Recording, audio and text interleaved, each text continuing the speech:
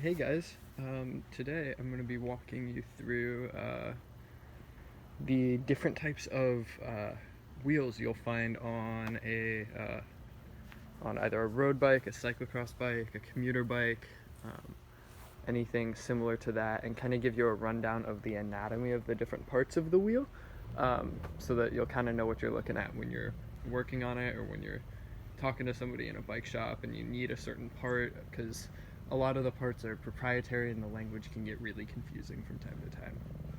First of all, here is your typical road wheel.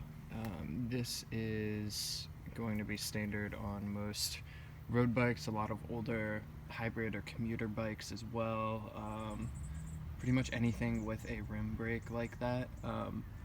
Wheels for road bikes tend to be a little bit narrower. So the first thing I'm going to point out is the tire, which obviously is the rubber bit around here.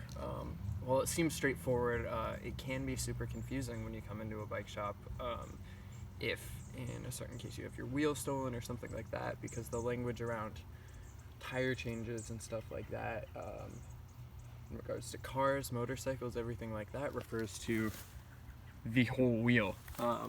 So it can get super confusing, and often it can end up with some confusion between both parties as to what actually needs to be replaced, especially if you don't have it physically there with you as well. This right here is the braking surface of the rim, and that is a textured aluminum section of the rim that allows it to be much more it brakes a lot better just in general, so it's much more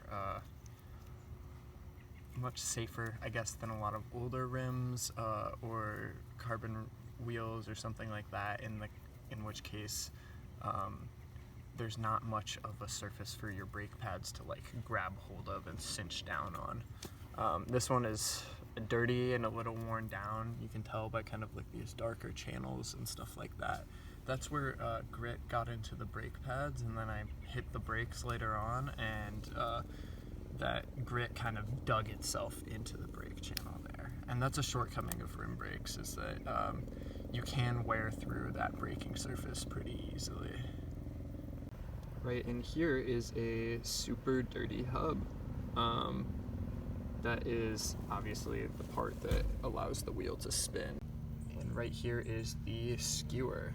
So this bit is what you use to take off the wheel and put it back on. You want it flipped up when it's on the bike, flipped up into the closed position like so, in order to actually lock it into place.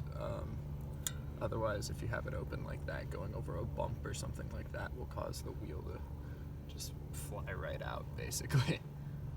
Hey guys, I forgot to film a proper outro for this segment, but that's it for road wheels.